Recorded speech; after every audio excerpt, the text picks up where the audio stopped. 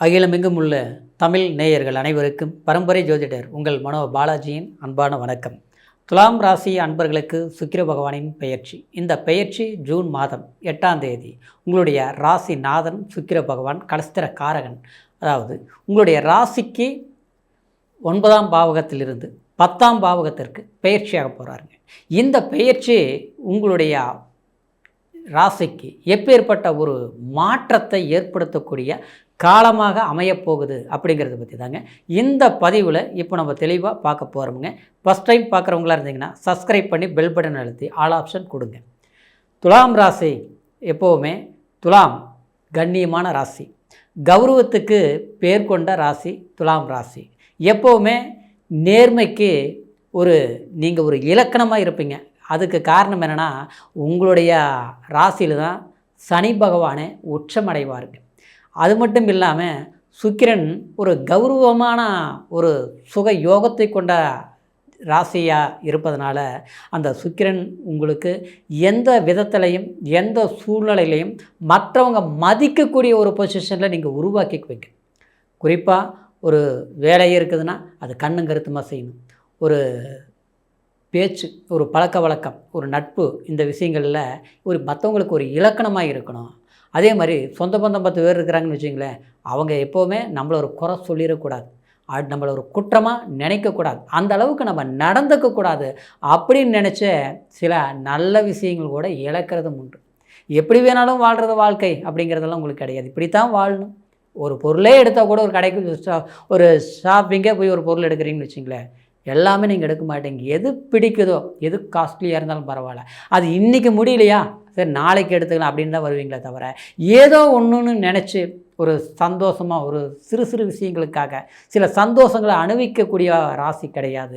எதுவானாலும் ஒழுக்கம், நேர்மை, இப்படித்தான் அப்படிங்கிற ஒரு கோட்பாட்டில் இருந்து அதை ஒரு உதாரணமாக வாழக்கூடியவங்க இந்த துலாம் ராசிக்காரர். ஆனால் அப்பேற்பட்ட உங்களுக்கு ஆரம்பத்தில் அதாவது அர்த்தாஷ்டமச்சனி, அது அப்புறம் பார்த்தோம்னா பஞ்சமச்சனி, இப்படி பல சிரமங்கள் குடும்ப ரீதியிலையும் சரி, மன ரீதியிலையும், பண ரீதியிலையும், பொருளாதார ரீதியிலையும், எல்லாத்தை விட வேலை சார்ந்த சில விஷயங்கள்லேயும் ஒரு அலைச்சல்கள் நீங்கள் அடைஞ்சிருப்பீங்க.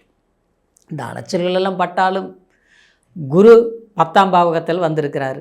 பதவியே பறிபோகும் கூட சிலர் சொல்கிறாங்களே, அது மட்டும் இல்லை, எந்த மாதிரி நமக்கு சில சிரமங்கள் நடந்துருமா அப்படிங்கிற ஒரு பயமே உங்களுக்கு தேவையில்லை. காரணம் என்னென்னா சுக்கிரன் 10ஆம் இடத்துக்கு வந்துட்டார்.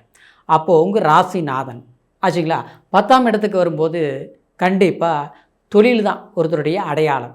மற்றவங்களுக்கு முன்னால் நம்ம நம்மளுடைய பேரை சொல்லி அறிமுகப்படுத்தினாலும் நாம் என்ன வேலை செய்யணும் தான் மற்றவங்க கேட்பாங்க. அப்போது அந்த தொழிலுக்கு கர்மஸ்தானம்னு சொல்லும் இல்லையா, அந்த ஸ்தானத்தில் போய் உங்களுக்கு ஜென்மாதிபதி போய் உட்காரும்போது உங்களுக்கு அதில் ஒரு உற்சாகம் பிறக்கும். சரிங்களா? வேலையில் அலைச்சல் வந்தது பார்த்தீங்களா, அந்த அலைச்சல்கள் கண்டிப்பாக குறைஞ்சிரும்.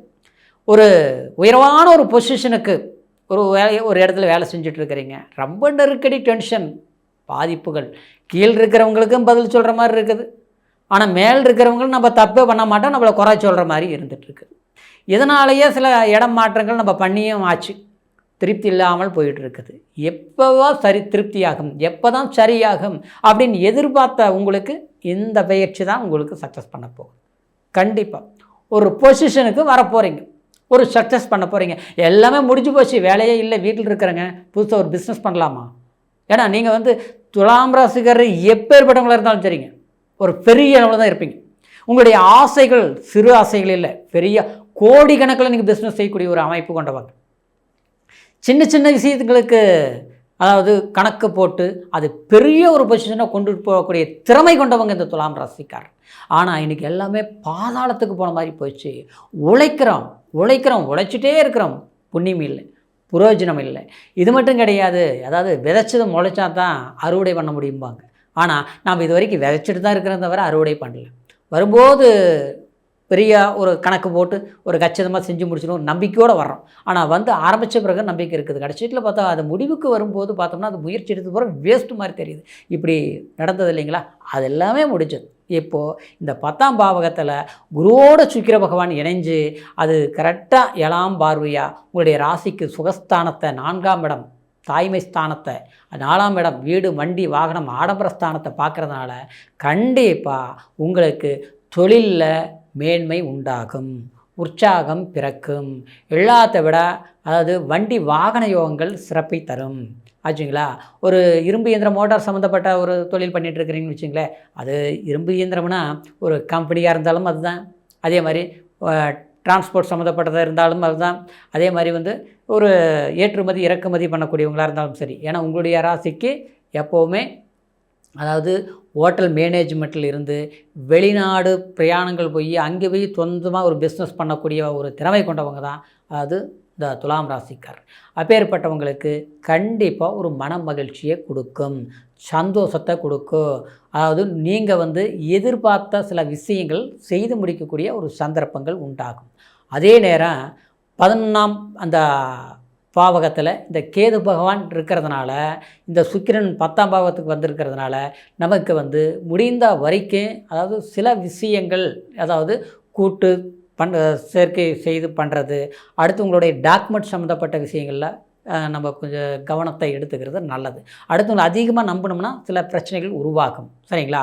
ஒரு பழக்க வழக்கமே வைக்கிறோம்னா அது அவங்களுடைய எல்லாமே நல்லது சொல்கிறாங்க, அவங்க சொல்கிறது ஓகே, அவங்களுக்கு அனுபவம் இருக்குது, அப்போ நாம் அவங்க சொல்கிற பிரகாரம் நம்ம பண்ணலாம் அப்படிங்கிற ஒரு மைண்ட் செட்டுக்கு நம்ம போகக்கூடாது. சரிங்களா. ஏன்னா சில பழக்கங்கள் உங்களை பாதாளத்தில் தள்ளிவிடக்கூடிய ஒரு வாய்ப்புகளும் சில உண்டாக்கும். ஏன்னா ஏற்கனவே 5ஆம் பாவகத்தில் ராகு வர சஞ்சாரம் பண்ணிகிட்டு இருக்கிறாரு. அப்போது வாரிசுகள் சம்மந்தப்பட்ட ரீதியில் கொஞ்சம் கவனம் எடுத்துக்கிறது நல்லது. சரிங்களா. பூர்வீக சொத்து சம்மந்தப்பட்ட ரீதியில் சில பிரச்சனைகள் ஏற்கனவே உருவாகிருக்கு. சரிங்களா. பூர்வீகத்தில் நம்ம இல்லாமல் இருக்கிறது, இன்னொன்று பூர்வீக கலார் பண்ண முடியல, அதே மாதிரி சொந்த பந்தத்தில் பார்த்தோம்னா சில சலிப்புகள் சங்கடங்கள் உருவாகிருக்குது, குலதெய்வம் கோயிலுக்கு சரியாக போக முடியல, எல்லாருக்கும் நம்ம உதவி செய்கிறோம், சாமி கும்பிட்றோம், ஆனால் நம்ம ஒரு கோயிலுக்கு போகலாம்னு நினச்சா கூட மாதிரி டக்குன்னு போக முடிய மாட்டேங்குது, இன்றைக்கி நாளைக்குன்னு தள்ளி போகுது. அப்படியே கஷ்டப்பட்டு போயிட்டு வந்தாலும் ஒரு மாற்றங்கள் வருது, என்னவோ மாதிரியாக இருக்குதுங்க, எதுவுமே திருப்தி இல்லாமல் இருக்குது. பணம் வர்ற கஷ்டப்பட்டு 10 ரூபா சம்பாதிக்கிறோம், பார்த்தா மிச்சம் வைக்க முடிய மாட்டேங்குது, கடன் வாங்க வேண்டிய சூழ்நிலை, கடன் கட்ட முடிய மாட்டேங்குது, வட்டிக்கு வாங்கி கடன் வாங்கி வட்டி கட்டக்கூடிய சூழ்நிலை, இந்த மாதிரி இருக்குது. அதே நேரத்தில் வீட்டில் சில நல்ல விஷயங்கள், ஒரு இடம் வாங்கலாம்னா கிரையம் பண்ண முடியல, ஒரு வீடு கட்டலாம்னா கட்டி முடிக்க முடியல, அதே மாதிரி நகநட்டு ஆடம்பர பொருட்கள் இருந்தாலும் அடகு வைக்கக்கூடிய சூழ்நிலைகள் சில நேரங்கள் எல்லாமே நம்மளை உருவாக்கி வச்சிருச்சு ஆரம்பத்துலேயும். சரிங்களா. இது இப்படியே போயிட்டு இருந்தால் நம்மளுடைய கௌரவம், நம்ம ஒரு மதிப்பானவங்க இன்றைக்கி வரைக்குமே நம்மளை பார்த்தோம்னா எல்லாருமே அவங்களுக்கு என்ன குறைப்பா, அவங்க பெரிய ஆள் நல்லா இருக்கிறாங்க அப்படி நினைக்கிற பொசிஷனில் நம்ம இருக்கிறோம்.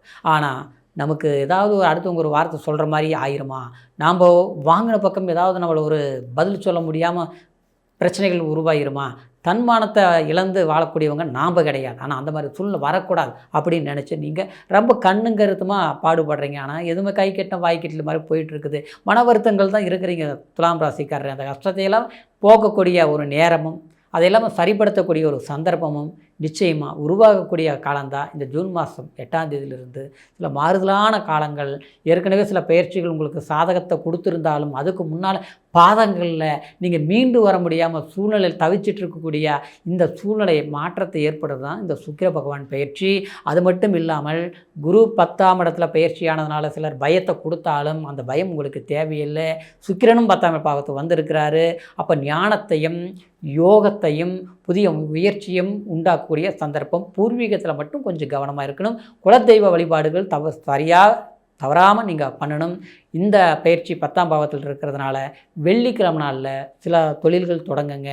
ஒரு முக்கியமான டாக்குமெண்ட் சம்மந்தப்பட்ட விஷயங்கள் முயற்சிகள் பண்ணுங்கள். ரியல் எஸ்டேட் பண்ணுறவங்க கண்டிப்பாக வெள்ளிக்கிழமை நாளில் ஸ்டார்ட் பண்ணுங்கள். உங்களுக்கு எதிர்பாராத ஒரு திருப்தி கிடைக்கும். எல்லாத்தை விட அதாவது ஸ்ரீரங்கம் ரங்கநாதரை வழிபாடு பண்ணிவிட்டு சில வழிபாடுகள் நிச்சயமாக நீங்கள் ஒரு முயற்சிகள் எடுத்து பாருங்கள், ரொம்ப சக்ஸஸ் ஆகும். கண்டிப்பாக ஜூன் 8ஆம் தேதியிலிருந்து இந்த வாய்ப்புகள் உங்களுக்கு சாதகமாக முடியும். ஜூலை 4ஆம் தேதி வரைக்கும் இந்த பயிற்சி காலம் இருப்பதனால இந்த நேரத்தில் எடுக்கக்கூடிய முடிவுகளும் முயற்சிகளும் உங்களுக்கு அற்புதத்தை ஏற்படுத்தும். இனி வரக்கூடிய காலத்தையும் அது சாதகமாக உருவாக்கும். சரிங்களா. இருந்தாலும் இப்போ சொன்ன பலன்கள் கோச்சார அடிப்படையில் நம்ம சொல்லியிருக்கிறதுனால பிறப்பு ஜனன ஜாதகத்திலையும் நம்மளுடைய லக்னம் நம்ம தசாபுத்தியும் சாதகமாக இருக்கணும். அதே நேரம் சுக்கிர பகவான் நம்மளுடைய ஜாதகத்தில் பங்கங்கள் ஏற்படாமல் நல்ல யோகமாக, அதாவது 1, 2, 4, 5, 7, 9, 11ஆம் பாவங்களில் உங்களுடைய ஜாதகத்தில் பிறப்பு ஜனன ஜாதகத்தில் சுக்கிர பகவான் சஞ்சரிச்சுட்டு இருந்தார்னா நல்லதாக இருக்கும். அதே பாவ கிரகங்களுடைய தொடர்பு இருந்ததுன்னா எவ்வளோ கஷ்டப்பட்டாலும் முன்னேற முடியாமல் இருக்கும். அதனால் உங்களுடைய ஜாதகத்தை ஒரு முறை நீங்கள் பரிசீலனை பண்ணிக்கோங்க. சரிங்களா? இது வரைக்கும் பார்க்காமல் இருந்து நம்மகிட்ட உங்களுடைய ஜாதகத்தை கேட்டு முழுமையான பலன்களை தெரிஞ்சுக்கணும்னா கீழே இருக்கிற நம்பருக்கு ஃபோன் பண்ணி உங்களுடைய date of birth, time, place மூணையும் தெரியப்படுத்தி எந்த தேசத்தில் இருந்தாலும் ஆன்லைன் மூலியமாக கூட அற்புதமான பலன்களை தெரிஞ்சுக்க முடியும். தெரிஞ்சு அதுக்கு தகுந்த மாதிரி நம்ம நடந்து இனி வரக்கூடிய காலத்தையும் சரியாக பயன்படுத்திக்க முடியும். அதனால் கண்டிப்பாக உங்களுடைய ஜாதகத்தையும் ஒரு முறை பார்த்துக்குங்க. சரிங்க, துலாம் ராசி அன்பர்களுக்கு இந்த சுக்கிர பகவான் பெயர்ச்சியிலிருந்து இனி வரக்கூடிய காலம் உங்களுக்கு சாதகமாக அமையணுங்கிற ஒரு வாழ்த்துக்களோட மீண்டும் அடுத்த பதிவில் சந்திக்கும் வரைக்கும் நன்றி, வணக்கம்.